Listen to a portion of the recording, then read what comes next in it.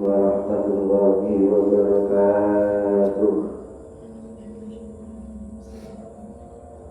A'udzu billahi minasy syaithanir rajim. Bismillahirrahmanirrahim. Ila hadratin Nabi Mustafa Sayyidina Muhammad sallallahu alaihi wasallam wa alihi wa sahbihi wa zuhadihi wa dhurriyyatihi wa ahli baitihi wa awliya wa anbiya'i wal mursalin wa awliya'i wa syuhada'i wa sholihin wa ulama'i wa sholihin wa jami'il malaikatil muqarrabin wa rusul ila hadratil alimi hadzal kitab wa ahli baitihi wa dhurriyyatihi wa man yu'minu ala nasri hadzal kitab sayyidul lana wa lahumul fatihah.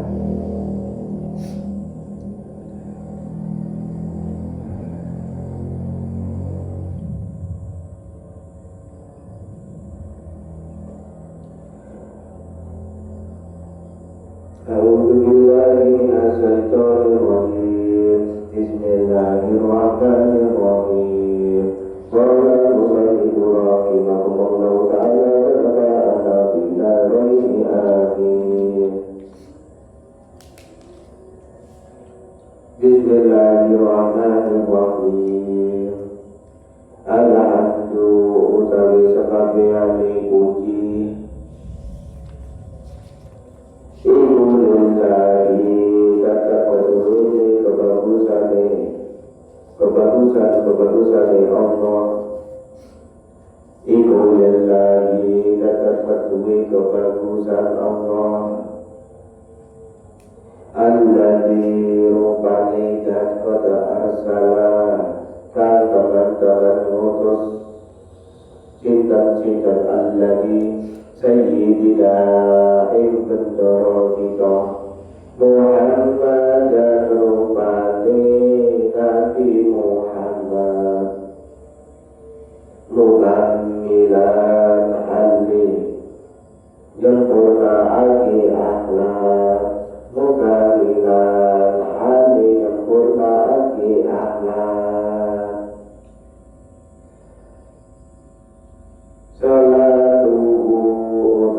rahmatatil Allah salamuhu dan selamati Allah salamuhu dan salami Allah salatuhu dari rahmatatil Allah salamuhu dan salam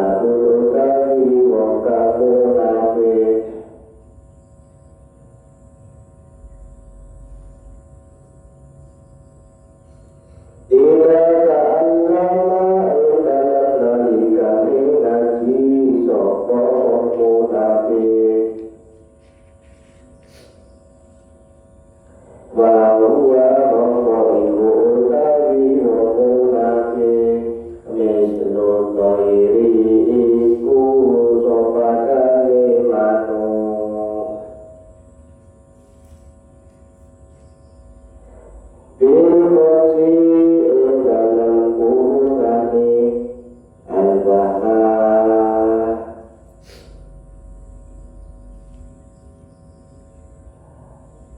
abhama pahamu teman-teman siro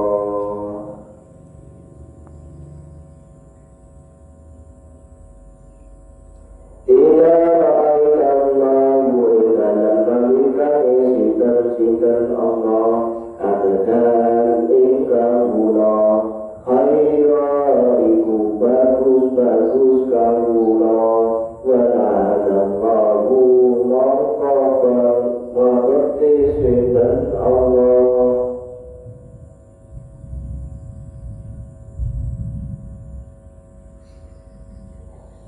ta'ala halimahulur Allah iraka iku sepongate iku sepangate kawula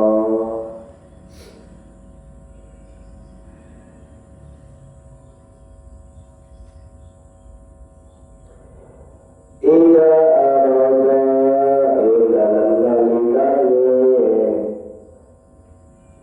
ngersoaki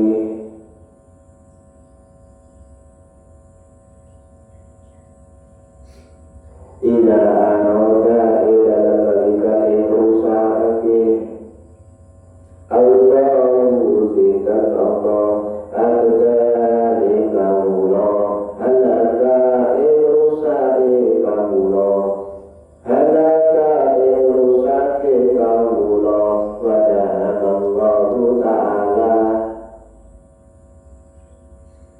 wajah Allah ta'ala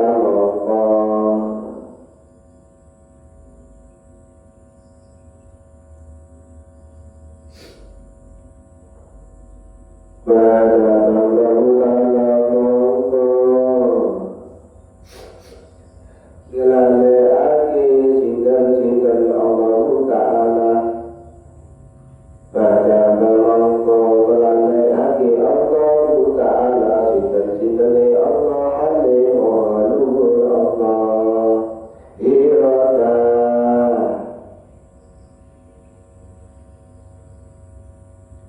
semangat kawulane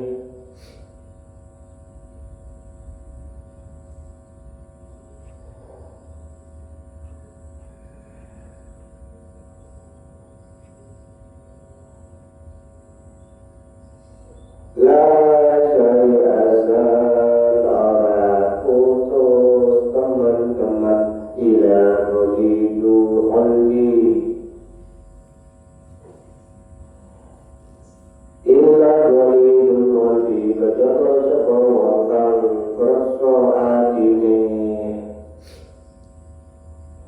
la syari'asan ojo putus asa teman-teman sira dirahmati wahai saking rahmati Allah kang moho paring dirahmati wahai saking rahmati Allah kang moho paring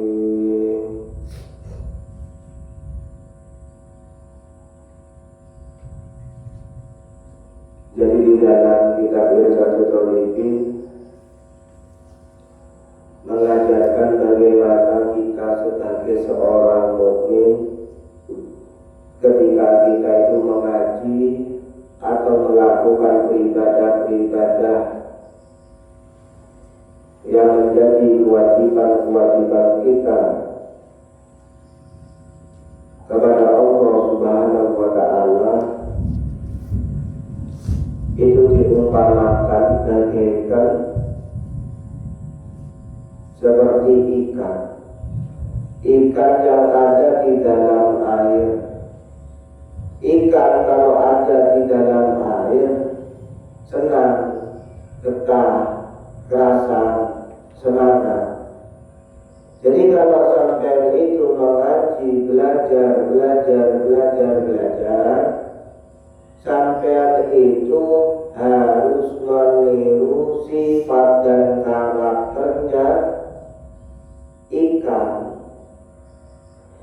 ikan ini kalau di dalam air dia merasa senang, dia merasa betah, dia merasa kerasan, dia merasa semangat. Jadi sampean harus ngikutin karakternya ikan.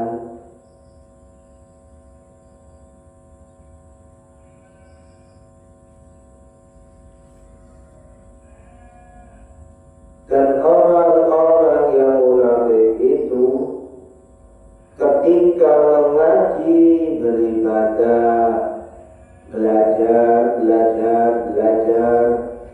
itu merasa tidak betah, tidak semangat, tidak kerasan. Itulah tandanya orang-orang munafik. Jadi ketika sampean mondok, sampean belajar, sampean mengaji, sampean beribadah, jangan sampai sampean ini merasa tidak betah, tidak semangat, tidak kerasan, tidak senang. Itu tanda-tanda orang munafik.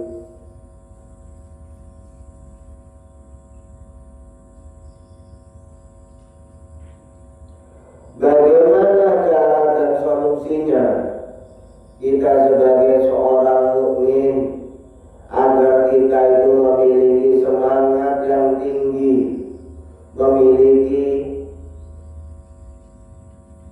hati yang mempunyai kerasan untuk mondok? Bagaimana kita caranya hati kita digembleng biar hati kita itu merasa senang, merasa semangat, merasa betah, merasa nikmat? Solusinya ialah harus bisa melawan penyakit-penyakit tentang godaan nafsu. Nafsu itu godaan. Godaan nafsu itu ialah penyakitnya. Jadi ketika sampai kepingin seperti itu, sampai harus bisa melawan, bisa menolak, bisa menabrak penyakit-penyakit yang ada pada diri sampean masing-masing. Umpama betah, itu yang bagus. Umpama yang gak betah, bagaimana caranya kita itu betah? Ya dibetah-betahkan. Umpama kita tidak kuat, ya dikuat-kuatkan. Umpama kita tidak kerasan, ya dikerasan-kerasankan. Ketika dibetah-betahkan, dikuat-kuatkan, dikerasan-kerasankan, itu harus kita paksa betul-betul. Tanpa adanya paksaan dari sampean, gak akan bisa.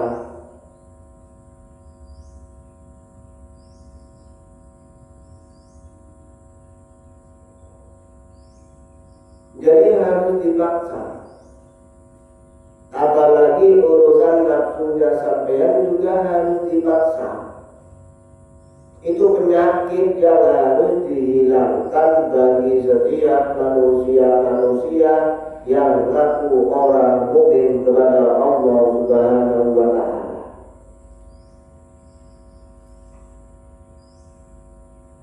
Ketika sampean merasakan ngaji, merasakan belajar, merasakan mondok, merasakan sekolah, itu harus perlu sampean ketahui, harus sampean nikmati sekali proses perjalanan sampean, wabil khusus rohani ataupun spiritual. Sampean harus merasakan nikmat. Ngaji kalau dipakai nikmat, enak. Beribadah kalau nikmat, enak.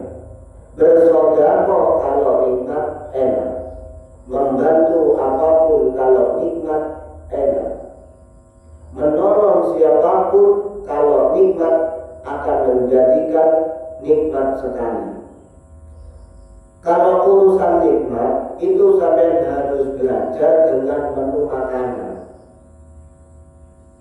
Masakannya enak, ayam goreng, ikan lele, bebek goreng, nasi goreng. Tapi sampai ketika mau melaksanakan makan, sampai tidak betah, sampai tidak kerasan, sampai tidak senang. Apakah menu makanan-makanan tersebut bisa sampai merasakan untuk menjadi nikmat-nikmat yang luar biasa? Jadi orang mencari ilmu, menuntut ilmu itu seperti halnya ketika sampean sedang mau mengeksekusi makanan-makanan yang sampean santap, yang sampean makan. Ketika sampean sedang mencari ilmu, thalabil ilmi, melaksanakan suatu ibadah-ibadah untuk agar supaya bisa dekat dengan Allah Subhanahu wa Ta'ala, ialah sampean harus bisa membayangkan tempat-tempat sampean ini berada dalam lingkungan surganya Allah, tangan-tangannya Allah, surga-surganya Allah. Jadi ketika sampean melakukan suatu apapun, sampean membayangkan tempat sampean ialah surganya Allah Subhanahu wa Ta'ala, yang harus dijaga, yang harus dihormati, yang harus dilestarikan, seperti halnya para malaikat melestarikan surga-surganya Allah Subhanahu wa Ta'ala. Jadi harus menjaganya. Lalu ketika sampean membayangkan kalau sampean itu berada di surganya Allah, katakan di dalam hatinya sampean yang paling dalam. Jangan hanya mengatakan hati tentang percintaan, tetapi katakanlah kepada hatinya sampean bahwa aku kuat, aku hebat, aku bahagia, aku semangat. Aku kuat untuk mengalahkan nafsu-nafsunya aku. Aku harus kerasan, aku harus betah, aku juga harus menang untuk mengalahkan nafsu-nafsunya aku. Pada hakikatnya nafsu itu harus betul-betul kita kalahkan. Kalau kita tidak bisa mengalahkan nafsu kita, siap-siap godaan para syaitan akan berada pada diri kita, akan cawe-cawe, akan membuka free wifi. Jadi para setan itu, kalau kita itu tidak bisa nahan nafsu, tidak bisa mengendalikan nafsu, tidak bisa mengalahkan nafsu, itu seperti halnya kita tanpa kita sadari itu membuka pintu yang bagaimana caranya setan itu merasa diundang oleh kita, merasa terundang. Jadi undangan setan itu bahaya. Yang paling enak undangan siapa? Undangan manusia terkadang bisa enak, bisa tidak enak. Undangan para setan pasti tidak enak. Undangan para malaikat itulah yang paling enak. Undangan yang bagaimana? Undangan yang menjemput nyawa kita.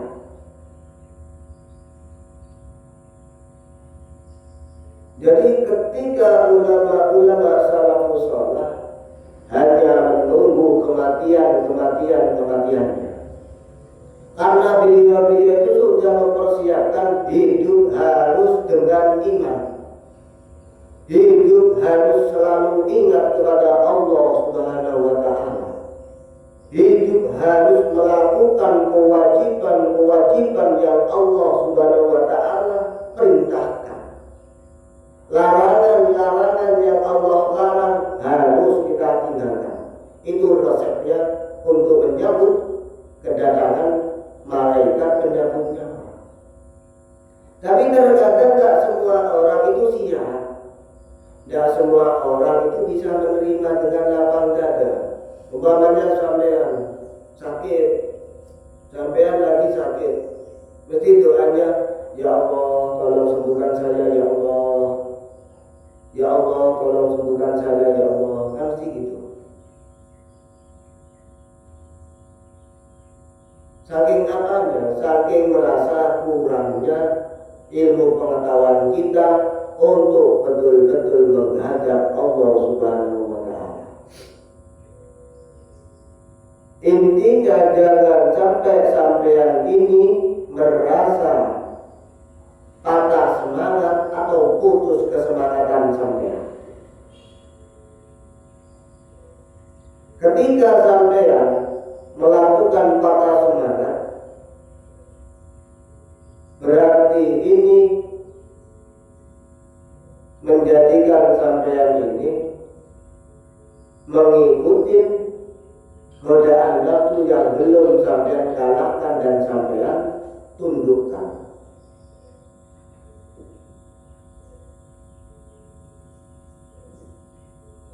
Ketika Allah itu menghendaki hamba-hambanya rusak, ketika Allah menghendaki hamba-hambanya rusak, itu gampang, tinggal Allah menghilangkan dari hatinya semangat.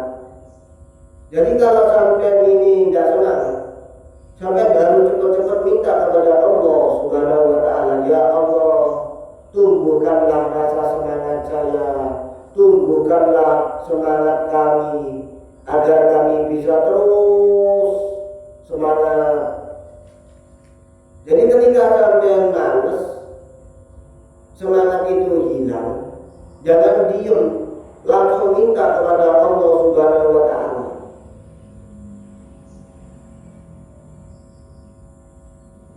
Harus sampai mohon betul-betul kepada Allah Subhanahu wa Ta'ala.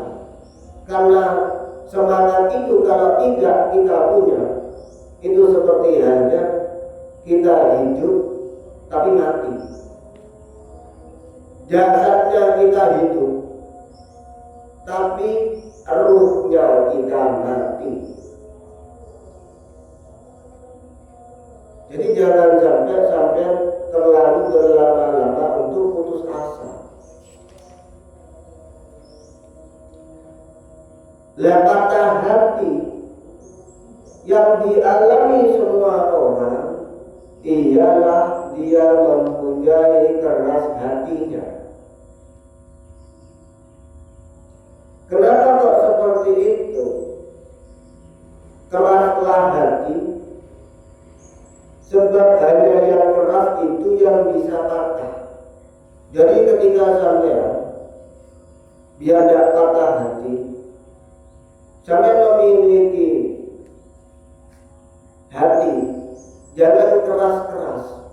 Itu nanti akan mudah patah. Karena tanpa ilmu, tanpa sampai memiliki ilmunya.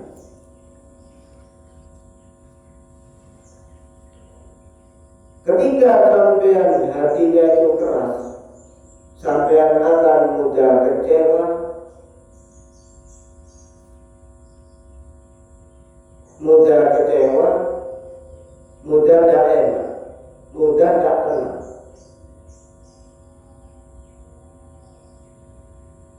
Pada hakikatnya, ketika Allah itu menguji hamba-hambanya, diberikan musibah, diberikan penyakit, diberikan tidak enakan, itu tanda-tanda Allah akan memberikan tujuan-tujuan yang sangat mulia di balik pelajaran-pelajaran yang ada pada ujian hidup kita.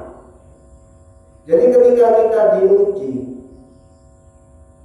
meskipun sampean itu marah, minimal dalam hati sampean jangan ikut marah juga.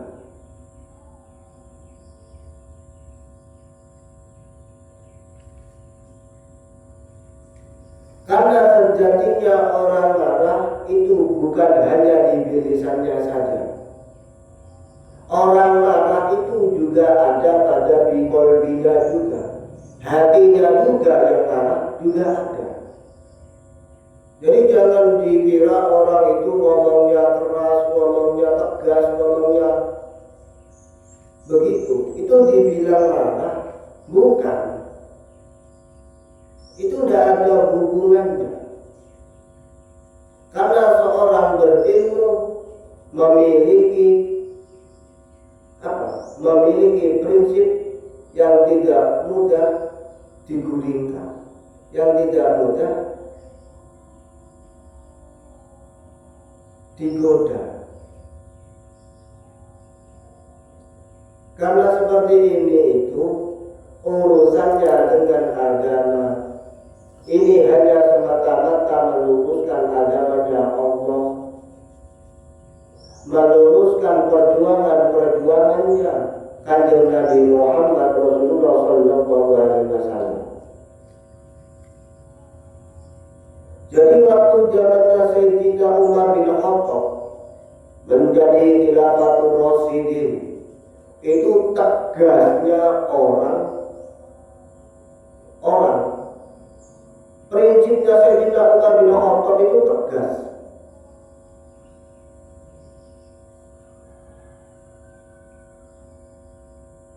Jadi orang mukmin harus punya prinsip yang tegas.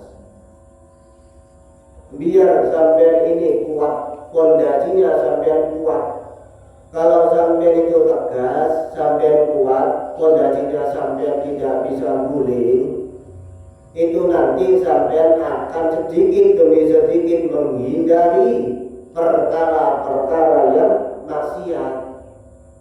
Perkara-perkara yang maksiat kita itu sedemikian rupa sedikit untuk menghindari. Kalau sampean tidak keras, sampean tidak prinsipnya tidak kuat, sampean akan tergelincir. Semuanya akan tergelincir.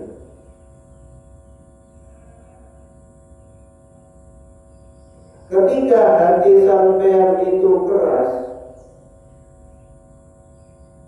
itu seperti halnya sampean memiliki bencana terbesar kepada manusia-manusia. Jadi manusia itu umpama kalau keras hatinya, itu bencana yang besar. Bencana yang besar. Bencananya bagaimana? Ciri-ciri orang yang keras hatinya, bila berbuat maksiat ia merasa gagah. Bila berbuat maksiat ia merasakan gagah. Bila dia bertaubat ia merasa lega atau malas. Ketika diberi nasihat, ia berkata, halah, apa sih? Seperti halnya meremehkan. Padahal di dalam kitab tasawuf dijelaskan, undur mangkol wala tandur mangkol. Jangan pernah melihat siapa yang berbicara, tetapilah sampean harus mendengarkan apa yang dibicarakannya. Kalau umpama kayak kerudungan gini, pakai jas kayak gini, umpama pakai surban kayak gini, kalau ngajak sampean ke jalan-jalan kemaksiatan, sampean harus menolak. Tapi seandainya sebaliknya, penampilannya acak-acakan, seperti halnya bajunya jarang ganti lusuh, ketika mengucapkan kebaikan, sampean wajib menjalani, sampean wajib mendengarkan, sampean wajib mengamalkan. Karena undur makon balakan undur makon. Jadi jangan sampai itu kebijuk sama casingnya. Jadi jangan sampai tertipu daya manusia yang seperti itu yang dilarang oleh Allah Subhanahu wa Ta'ala. Jadi jangan sampai ini tidak memiliki jiwa-jiwa panili. Jiwa-jiwa panili itu sampai itu harus bisa membedakan ini mana yang bagus, mana yang mudorot, mana yang jelek, mana yang makan. Sampai harus bisa membedakan. Wallahu a'lam bishawab.